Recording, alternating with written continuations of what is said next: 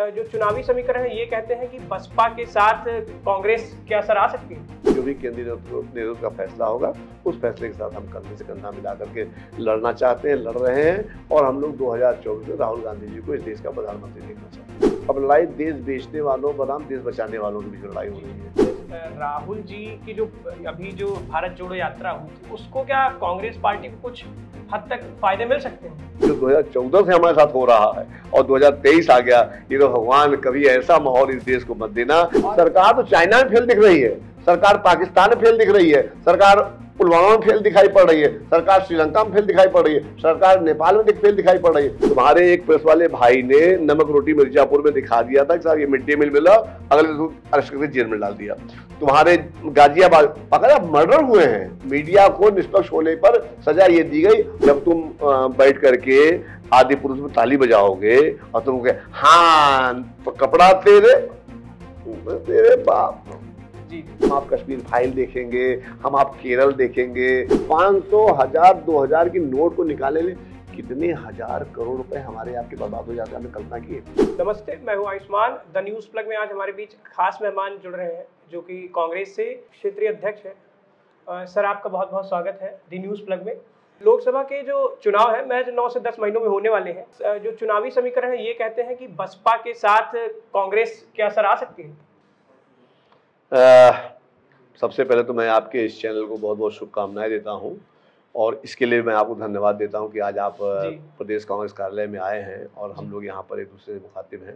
हमारे लिए बहुत ही सौभाग्य का विषय है कि अभी भी मेरठ के एक बहुत कद्दावर नामचीन चेहरा प्रवीण वशिष्ठ जी हमारे बीच में बैठे। इन्होंने भी आज कांग्रेस पार्टी की संस्था लेकर के हम लोग को ताकत देने का काम किया है। मैं इनको शुभकामनाएं देता हूँ, बधाइयाँ देता हूँ। जहाँ तक मेरी बात है तो मैं महोना विधानसभा से विधायक था 2007 से 12 के बीच में। आज मैं अवध प्रांत और दीपाटन मंडल 2 प्रांतों का मैं प्रांतीय अध्यक्ष हूँ और करीब 11 जिले हमारे उसमें आते हैं। इसमें लखनऊ भी है, रायबरेली, बाराबंकी, उन्नाव आदि आदि।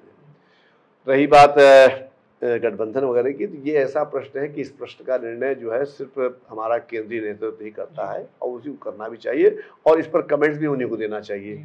जहाँ तक मेरी अपनी बात है, जो भी केंद्रीय नेतृत्व का फैसला होगा उस फैसले के साथ हम कंधे से कंधा मिला करके लड़ना चाहते हैं, लड़ रहे हैं और हम लोग 2024 में राहुल गांधी जी को इस देश का प्रधानमंत्री देखना चाहते हैं। जी, कांग्रेस से जुड़ने की कुछ मुख्य वजह थी या कुछ एक बीच में चर्चा में एक बात आई जो प्रदेश अध्यक्ष बनाने के तौर पे, इस पर आपका क्या रुख है? देखिए 2022 तक मैं बहुजन समाज पार्टी में रहा हूँ और 2022 के पहले से ही एक ऐसा आभास सा होने लगा कि अब लड़ाई सिर्फ 2 लोगों के बीच में 2014 जो माहौल बना तो ये लगा कि अब लड़ाई सिर्फ राजनीति की नहीं लड़ाई है, अब लड़ाई देश बेचने वालों बनाम देश बचाने वालों के बीच में लड़ाई हो रही है।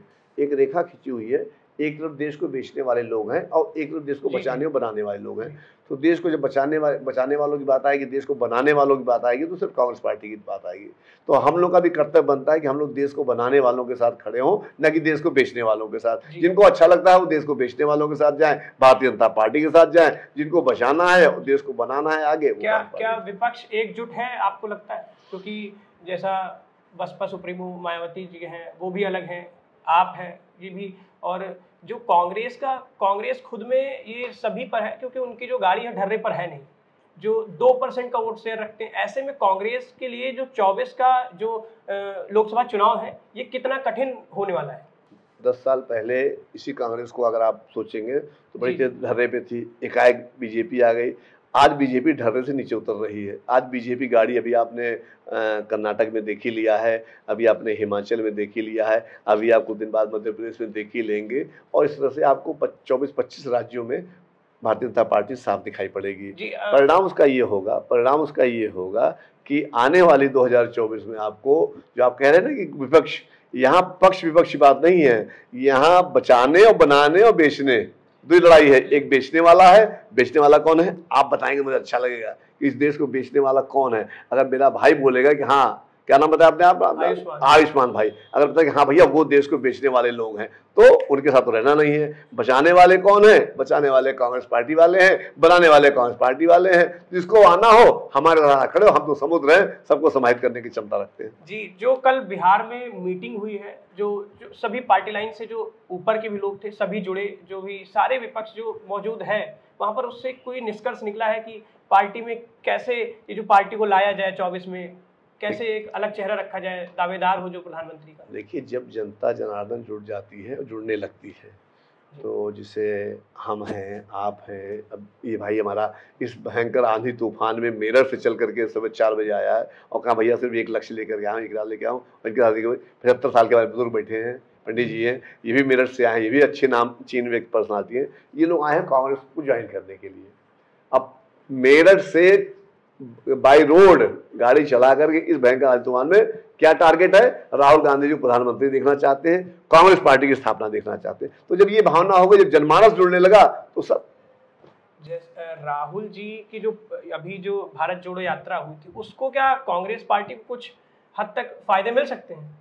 देखिए, भारत जोड़ो यात्रा, हम लोग ये बात कहते हैं, देखिए ठीक है, आपका भी चैनल है और तमाम सारे चैनल हैं, आप लोगों का भी थोड़ा सा आप लोगों का भी एक वो वर्कशॉप होनी चाहिए और वर्कशॉप में आप लोगों से पूछना है भाई ठीक है, हम राजनीतिक पार्टी, हमारा जनता के प्रति कर्तव्य है, आपका क्या कर्तव्य है भाई? अब राहुल गांधी जी ने अगर 4000 किलोमीटर की यात्रा की तो हर चीज राजनीति थोड़ी होती है। उन्होंने कहा कि यहाँ पर दिल से दिल मिलाया जा रहा है, यहाँ पर नफरत छोड़ो की बात की जा रही है, यहाँ पर भारत जोड़ो की बात की जा रही है। आपने उठाकर फायदा नुकसान शुरू कर दिया। अरे फायदा नुकसान तो हमारी नियति में होगा। जब मोदी जी को फायदा हो सकता है, अडानी के नाम पर फायदा हो सकता है, उनको मेहुल चौकसी के नाम पर, अब यहाँ पर चोर को आप चोर कह दीजिए, आपको 2 साल सजा हो जाएगी, आपकी सस्ता चली जाएगी, आपका घर खाली करा लिया जाएगा, आपको चुप कराने का प्रयास किया जाएगा। तो जब देश में माहौल चल रहा है उस वक्त हमारे आयुष्मान भाई का ये दायित्व बन जाता है, कर्तव्य बन जाता है कि वो मीडिया के प्रति अपना धर्म का निर्वहन तो करे ही करे, लेकिन देश के प्रति भी जो उनकी जिम्मेदारी है उसका भी निर्वहन करना। आपका कहना है जो राष्ट्रीय जो कांग्रेस पार्टी है, सबसे पुरानी पार्टी, ये सदैव जो राष्ट्रहित में काम करती आई है। आज लगभग 5 दशक पूरे होने वाले हैं जो एक असंवैधानिक तरीके से आपातकाल उपबंध लगाया गया था 75 के आसपास, 1975 में। तो इस पर आपका क्या रुख है?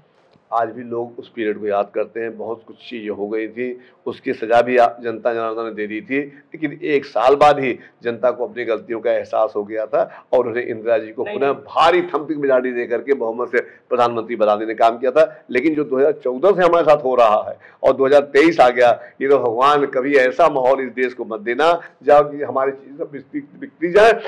एयरपोर्ट जो कि सबसे सेंसिटिव एरिया कहा जाता है देश की स्वतंत्रता और देश की सुरक्षा के नाम, वो सब एक व्यक्ति विशेष को बेचा जा रहा है। हम और आप तमाशबीन बने हुए हैं। इस प्रश्न से थोड़ा आप बाहर हैं, ये मेरा ये कहने का उत्तर, मतलब ये हमारा कहने का रुख था कि जो आपातकाल उपबंध लगाया गया था उसमें जो नुकसान हुए थे, जैसे जो भी एक आम नागरिक के जो रोजमर्रा के जो अधिकार होते हैं उनका हनन हुआ और मीडिया पूरी तरीके से बैन कर दिया गया था और जो सरकार के रुख में जो खबर रहे वो बाहर जानी थी। ऐसे में बहुत सारा अप एंड डाउन्स हुआ मीडिया और देश का नुकसान हुआ। देश पिछड़ा 2 साल, लगभग 75 के लगने के बाद 21 मार्च 77 में हटा था।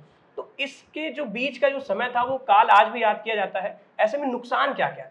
खैर उसका जो परिणाम था वो जनता ने दिया, लेकिन उसके बहुत सारे नुकसान थे। अब आयुष्मान से अगर मान लो पूछे, बेटा आयुष्मान तुम कै साल के थे उस टाइम? तो आयुष्मान कहेगा मैं तो पैदा नहीं हुआ था, मैं तो पैदावार नहीं हुआ। तो बेटा जब तुम उस टाइम पैदा नहीं हुए थे, उतने ज्ञान से, इतने उससे, तो लगता है व्हाट्सएप यूनिवर्सिटी में तुम भी पढ़ने लगे क्या? हमको लगा तुमने एडमिशन ले लिया वहां पर। तो आओ, तुम सच्चाई के साथ आओ। तो जब तुम पैदा हुए उसके 10-15 साल, 16 साल, 18 साल तुमने होश संभाला होगा, तब तुम्हारे सामने ज्ञान आना शुरू हुआ। अब तुमको 2014 से तुमको 2024 दिखाई नहीं पड़ रहा है। मीडिया आज की डेट में कहाँ है? जो आज तक है उस पर तुम बात नहीं करना चाहोगे हमसे, तुम अन्य गोदी मीडिया बात हमसे नहीं करना चाहोगे, मत करो बात, हम नहीं चल। लेकिन अब तुमको अपनी पैदाइश से पहले की क्या घटनाक्रम है तुम वहां का हमको ले जाना चाहते हो। वहां पर हम थे उस टाइम, हम धरती पर थे, हमने अपना पूरा होश हवा संभाल रखा था, तमाम तरह कानून लगे थे, लोगों को प्रतिबंधित किया गया था। उस वक्त ऐसा माहौल बना हुआ था, उस वक्त समय की डिमांड बढ़ गई थी कि अगर आप ये नहीं करेंगे तो देश में विद्रोह शुरू हो जाएगा। आज तो विद्रोह को लाने की व्यवस्था चल रही है। कैसे हमारे तुम्हारे झगड़ा, अब मणिपुर है तो हमसे मणिपुर सवाल करो। मणिपुर क्या प्रश्न है? मणिपुर में क्या आपको सरकार फेल दिख रही है? बिल्कुल, सरकार तो चाइना में फेल दिख रही है, सरकार पाकिस्तान में फेल दिख रही है, सरकार पुलवामा में फेल दिखाई पड़ रही है, सरकार श्रीलंका में फेल दिखाई पड़ रही है, सरकार नेपाल में फेल दिखाई पड़ रही है, सरकार बांग्लादेश। जब तुम घूम घूम दलाली शुरू कर दोगे, अडाने के लिए तुम ठेका मारना शुरू कर दोगे, तुम्हारी कोई रह जाएगा, अस्तित्व रह जाएगा? तुम तो विश्वगुरु बन रहे हो ना। हकीकत ये है कि तुम जाते हो, भैया संगे ले जाते हो, कहीं 5 लाख का ठेका मिल जाए, कहीं 5 लाख करोड़ का ठेका मिल जाए, कहीं 2 लाख करोड़ का ठेका मिल जाए। जो भी ये भारत के जो मौजूदा प्रधानमंत्री हैं उनका कहना है, और जो भी जनता है, कुछ जनता कह रही है कि विश्व पटल पर भारत बहुत आगे जा रहा है। हाँ। और इस पर आपका क्या रुख है? क्या वाकई में भारत बढ़ रहा है?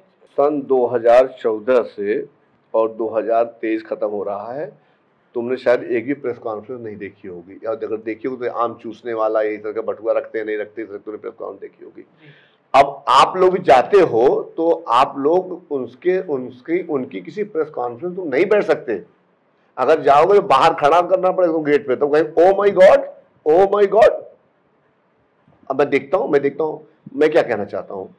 कहना ये है कि जब विश्व में आपकी ये दुर्दशा हो रही है तो आप उन दुर्दशाओं को मीडिया के माध्यम से बढ़िया फोटो बना करके और जबरदस्ती का वो पीछे तख्ती खड़ा करे, हो क्या रहा है वहां पर? संजीव भट्ट की बिटिया इंटरव्यू दे रही है, बता रही हिंदुस्तान में क्या चल रहा है। गुजरात में अगर हमारे पिताजी जेल में बैठे हैं तो सिर्फ उनका ये अपराध है कि उन्होंने गोधरा कांड में सच्चाई को देश के सामने लाने का बना लिया था। सतपाल मलिक जी को भी भेज देंगे, देख लीजिएगा। तो हमारे आपके बीच में झगड़ा चल रहा है, आप कहते हो नहीं साहब आप झूठ का साथ दीजिए। अब हम कैसे झूठ का साथ दे दें? तुम कह रहे हो विश्वगुरु बन रहा है, तुम्हारे लिए बन रहा है, तुमको मुबारक हो। मीडिया के जो अधिकार थे उनके आपने हनन की बात की। जो भी मौजूदा सरकार रही, जो भी पहले की सरकार रही है, मीडिया के हनन तो सब पे हुए। आपकी एक मिनट रुक जाओ। 2013 से पहले 10 साल, 2003 से 2013 के बीच में एक कोई घटना बताओ किससे संबंधित मीडिया का हनन कोई हुआ हो? मीडिया का जो हनन है, कई बार ऐसा हुआ कि जो पहले एक कोई घटना बता दो, एक उदाहरण दे दो। हम तुमको 100 उदाहरण दे देंगे। जी। हम तुमको 2014 से 23 के बीच में 100 एग्जाम्पल दे देंगे। तुमने नमक रोटी दिखाई थी जी। तुम्हारे एक प्रेस वाले भाई ने नमक रोटी मिर्जापुर में दिखा दिया था कि साहब ये मिड डे मील मिला, अगले दिन अरेस्ट करके जेल में डाल दिया। तुम्हारे गाजियाबाद पकड़ा मर्डर हुए हैं, मीडिया को निष्पक्ष होने पर सजा ये दी गई। और जो 4-5 हुए हैं जी, जो 5 ड्रग्स दो देखा देखा हो है, देखा वो सब तुम्हारे जन्म के बाद की चीजें हैं। तो उस पर ध्यान दोगे तुमको सच्चाई अपने आप ध्यान देगा। जब तुम अपने जन्म के पहले का सोचना शुरू कर दोगे तो तुमको समझ नहीं आएगा। जी, मतलब जो जन्म हमारा है, खैर उससे वो एक अलग फैक्टर रहा है। वो हम क्या पढ़ते हैं, वो हम इतिहास अपना जानते हैं कि क्या रहा, हम कैसे जुड़े। 2014 के बाद देश आजाद हुआ, मोदी जी ने देश को आजाद कराया, और 2014 के बाद से ही जो हमको इतिहास पढ़ाया जाएगा सारे पन्ने फाड़ दे रहे हैं। अब वो कह दें कुछ दिन बाद ही कह देंगे साहब जो सरदार पटेल स्टेडियम हमने अपने नाम कर लिया है, वो जीवन में कभी पटेल साहब के नाम रहा ही नहीं। जो काशी विश्वनाथ जी में जो प्राण प्रतिष्ठित मूर्तियां लगी थी, जो शिवलिंग लगा था, जो वटवृक्ष था, वो कह देंगे साहब हमने यहाँ पर तो सिर्फ 5 स्टार होटल था तो उसे क्यों करेगा। यहाँ पर अहिल्याबाई होलकर की मूर्ति ला करके लगवा दी है उन्होंने कि आप जब आप जाइए वहां पर बाबा विश्वनाथ, तो वहां दर्शन करने के लिए आपको अन्नपूर्णा जी की, गणेश जी की, बजरंगबली की, पार्वती के दर्शन करो, आप अहिल्याबाई होलकर जी के दर्शन करो। तो ये जो इतिहास पढ़ाया जा रहा है ये आप लोग पढ़िए। होलकर मतलब 12 से 15 बार जो आतताइयों ने जो उसके ऊपर आक्रमण किया था। तो वैसे में अहिल्या भाई होलकर वो ऐसी एक उनके अंदर एक ऐसा चरित्र था, उन्होंने फिर से एक मंदिर का नींव रखा, फिर से जो प्योर नर्मदेश्वर था वहाँ पर कई घटनाएं आई कि जो ब्राह्मण थे जनेऊ सहित उनको काटा गया, आतताई जो भी आते गए। उसके बाद एक बार अगर अहिल्या भाई होलकर का वो रखा जाता है तो ये आपके कहाँ रखा जाता है? उनकी जो प्रतिमाएं हैं कहाँ रखा जाता है जी, उनकी अगर अरे मेरे भाई कहाँ रखा जाता है बताओ पहले तो। जी नहीं, उनकी जो वैल्यू है वो जनता के सामने यही जवाब दो, कहाँ रखा जाता है अहिल्या होलकर? अहिल्या भाई होलकर जी का स्मारक बनवाइए, उनके संग्रहालय बनवाइए, उनके पर्यटन स्थल पर उनके दर्शन के लिए चीजें लगाइए। आप हमारे मंदिर में जहाँ पर हम भगवान की पूजा कर रहे हैं, जहाँ पर हम भोले बाबा के लिए जहाँ पर हम बैठ करके रुद्राभिषेक करते हैं, जहाँ अपने हम शंकर भोले की आराधना करते हैं, वहाँ पर आप अहिल्या भाई होलकर फोटो लगा दीजिए। ठीक है, होंगे अपना उनका लगाइए, उनका सम्मान करिए, हम मना नहीं कर रहे। लेकिन आप हमारे मंदिरों को पर्यटन स्थल बनाने की अगर गलती करेंगे तो अभी आपने उज्जैन में देखा है, भोले बाबा ने कहा है कि हम खोलने जा रहे हैं, बच जाओ। अभी आपने बलिया, देवरिया, गाजीपुर में देखा, सैकड़ों लोग गर्म हवा से चले गए ऊपर, मालूम नहीं मालूम आपको? जी जी, जो भी मंदिर है उनका जो जीर्णोद्धार हुआ है, ये लोगों का मानना है। हम तो मीडिया है, हमको जो सच्चाई दिखती है वो हम दिखाएंगे।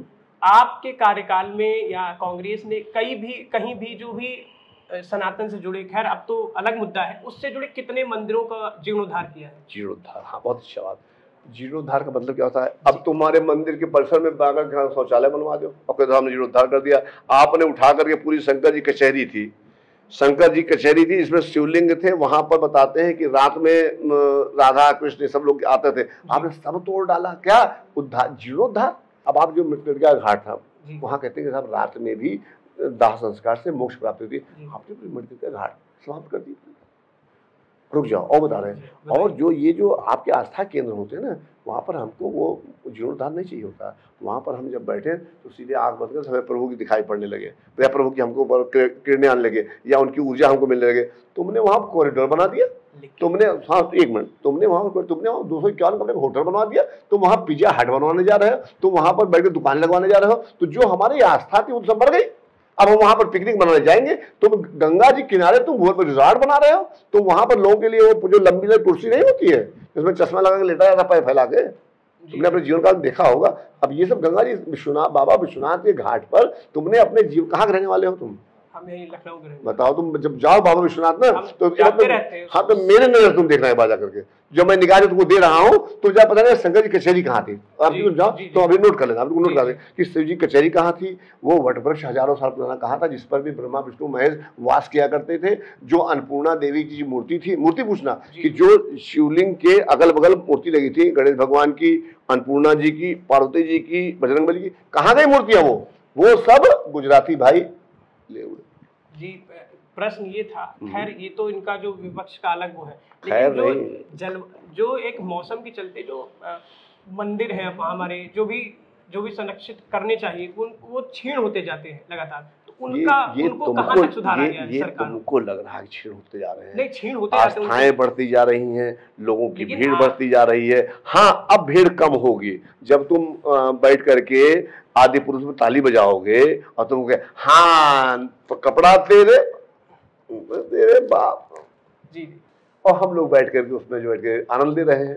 तो जब इस तरह का माहौल बनता चला जाएगा, हम आप कश्मीर फाइल देखेंगे, हम आप केरल देखेंगे, हम आपको वहाँ देखेंगे। और कौन सिनेमा जिसके मोदी प्रचार करते हैं वहाँ इलेक्शन टाइम में कौन प्रचार कर रहे थे? अरे यार भूल जाते ना वहाँ, अरे कर्नाटक चुनाव में किसी फिल्म को प्रचार करने लगे थे 91 गाली के साथ साथ।